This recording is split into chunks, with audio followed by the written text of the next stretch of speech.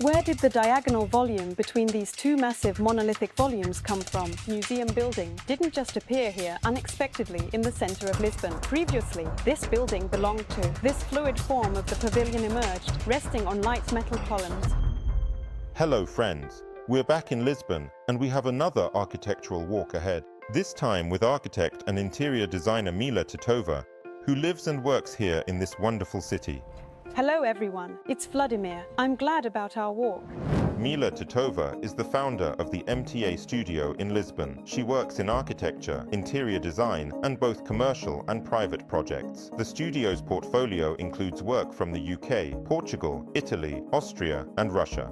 Many of them have received awards and nominations, including the DZIN Award and the title of Building of the Year from ArchDaily. One of MTA's main specializations is the adaptive reuse of historical buildings and spaces. A unique methodology in this field was developed by Mila during her postgraduate studies at the University of Lisbon. Previously, Mila taught architectural design at MUSE. She actively promotes dialogue between professionals and society by participating in cultural events such as the Denkmal exhibition, the UNESCO Committee for the Conservation of Industrial Heritage, Arch Moscow, and the St. Petersburg Cultural Forum. Yes, and our walk today will be unusual because we will be reviewing absolutely new buildings, renovated buildings that have opened to the public just a few weeks, maybe months ago. Weeks, that's right. We are in the museum district called Gulbenkian, and it is connected to the personality of that very Gulbenkian who was referred to as the 5%. The thing is, he made his money from oil-related contracts, and at that time, when the Bolsheviks came to power, he got involved in oil supplies from Russia. And thus, he also gained access to the Hermitage collection. 15 paintings from the old Hermitage are housed in this museum.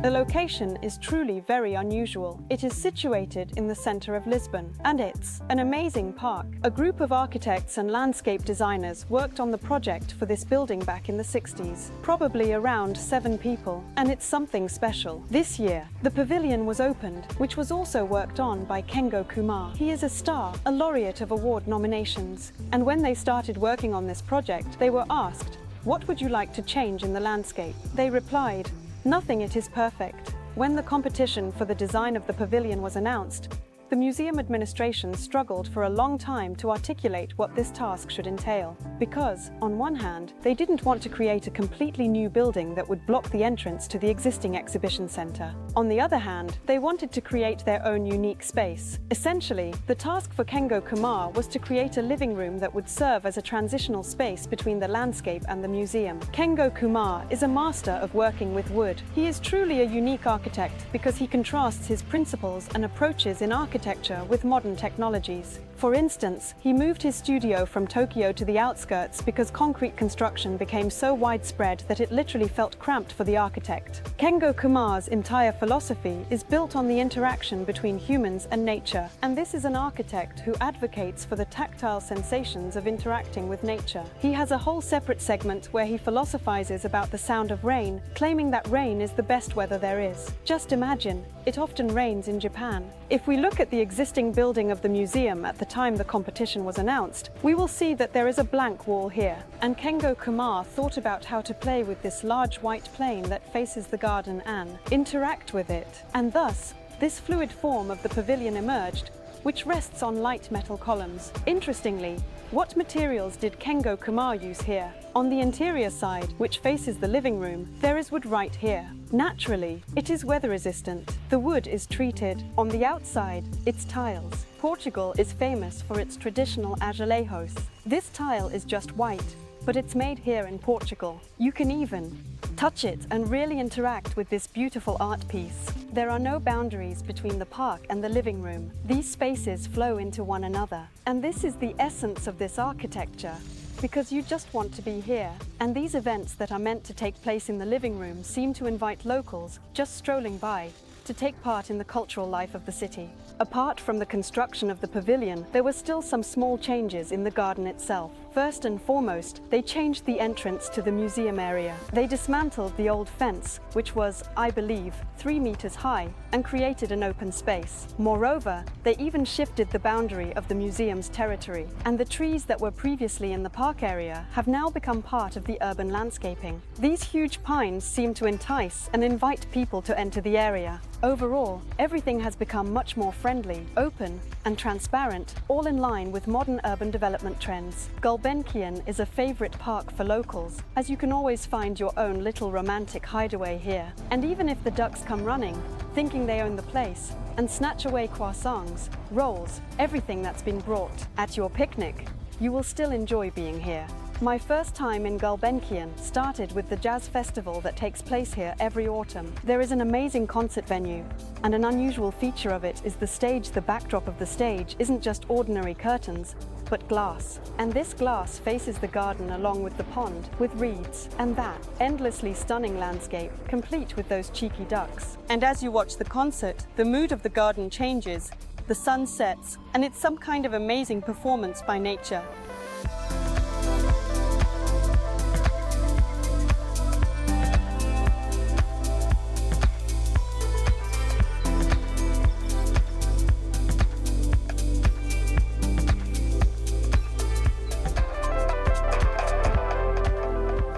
In Lisbon, there are 2 centres. One centre for the locals is the Marquês de Pombal Square, and the second centre is Square do Comércio, which is touristy. And right next to the tourist centre is the MUDE Design building, which recently opened at the beginning of August. Let's go!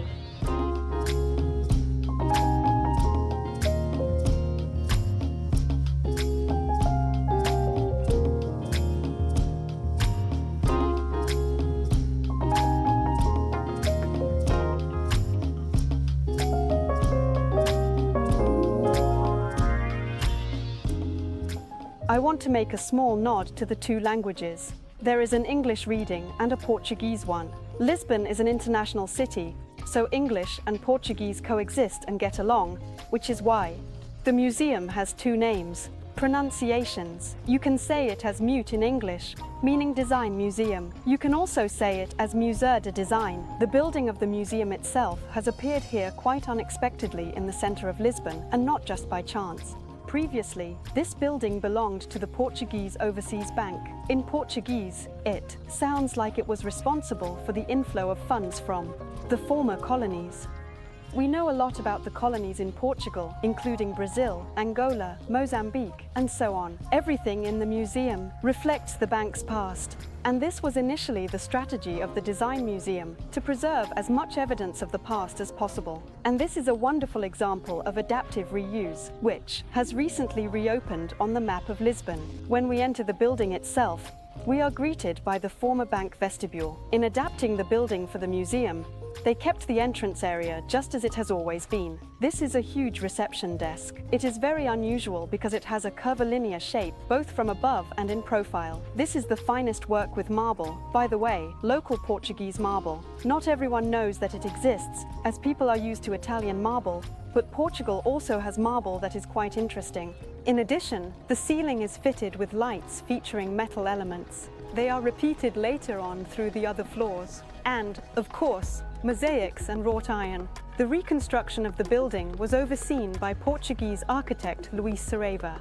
The group of architects employed modern revitalization approaches while simultaneously integrating new solutions that did not belong to the era when the bank itself existed. They emphasized this in the materials, lighting, textures, and how these elements are integrated into the architecture of the old building. We can see this in the window openings, with large metal brackets framing the window from the inside, as well as in other solutions. Interestingly, they emphasize the age of the elements that have been preserved from the bank, and we can see some stucco on the ceiling, made in squares, La Corford ceilings, while right next to it is the surface of pristine white drywall, which has appeared after the reconstruction. And this contrast between the old, authentic elements and the new is certainly impressive. There is a unique space here that also speaks to the technologies that were considered advanced at the time the building was constructed. We are talking about the beams that are gathered into a single bundle, and this solution has allowed for the creation of a sufficiently large conference hall space. We can even make a small comparison with the period of constructivism. A well-known example of constructivism today is the bread factory. It features a similar solution, where the beams fan out in a circular shape, allowing for a conveyor line specifically in the case of the bread factory. Here, it enables a barrier-free view of the speaker. The museum building features an exhibition across 6 floors. Currently, it is partially open, with only a few floors dedicated to the architecture of the buildings and, indeed, the methods that were used in the reconstruction. It's very touching, by the way, to see photographs of the workers in uniform with their tools displayed. They captured the moment when the work was being done. It's truly touching and sentimental because we often forget about the labor of ordinary people whose hands brought these projects to life. This temporary exhibition is currently dedicated to the architecture of the building. In the future, it will cover more about furniture, fashion, the history of fashion in Portugal, and various other topics. And we highly recommend you go up to the top 6th floor, where there is this stunning terrace with views of both the river and the historic city, and they promise to open a restaurant here.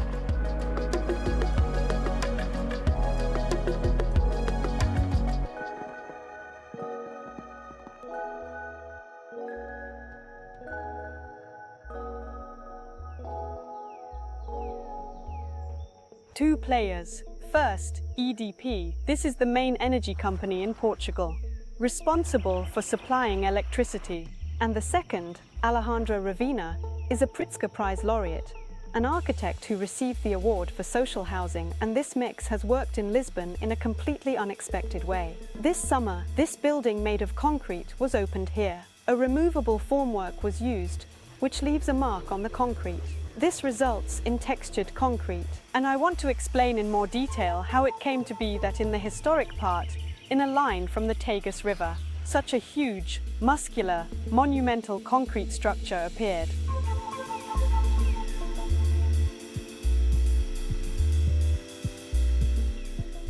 This volume consists of 2 parts, 2 elongated bodies. Between them, there is this dynamic diagonal volume. Why? Why did this happen, and why did Alexander Aravena choose this particular solution? It is determined by the building that also belongs to Edipia and which already existed at this location. The entire volume of the complex is also built on the principle of 2 parallels connected by a diagonal. Interestingly, right now I am standing on a small hill. It's not a hill, it's a tunnel that runs below and connects the 2 bodies. On the inside, there are completely solid concrete surfaces with slit-like windows, but overall it is a rather concise, even lapidary volume. Alejandro Aravena employed an interesting technique. He turned the solid sides of the 2 volumes towards the central part, while the transparent panoramic windows, designed for the office space, face in opposite directions. Where did the diagonal volume between these 2 huge monolithic structures come from? Alejandro Aravena felt a sense of injustice that,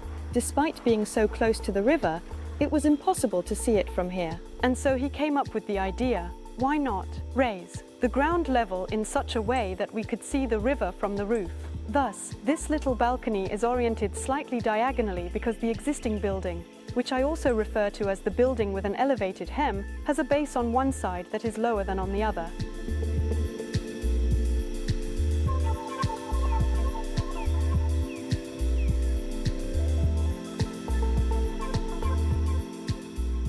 To be honest, I have my guess as to how it came about that the building is divided into 2 volumes. It seems that someone from the upper management just doesn't get on well with each other and didn't want to be on the same floor as their partner, which is why the initial task was to create 2 volumes. Of course, that's a joke, but regarding the EDP management, I do have a hunch, because if we look at the buildings constructed by this organization, they are all unique. In particular, I know that Vladimir has already shown you, MAAT, this is the Museum of Architecture and Technology, which is located in Belém. How did the architects from Alexandre Aravena's office reflect Portuguese identity and context in the interior? Very interesting. They made the lift shaft transparent, meaning there are glass lifts, glass partitions, and they clad the entire lift shaft from the ground floor to the very top with azulejos tiles, the very same, lovely blue ones. They did it in a mismatched style, so when you wait for the lift, you are immersed in Portuguese culture. Alejandro Aravena won this competition in 2016.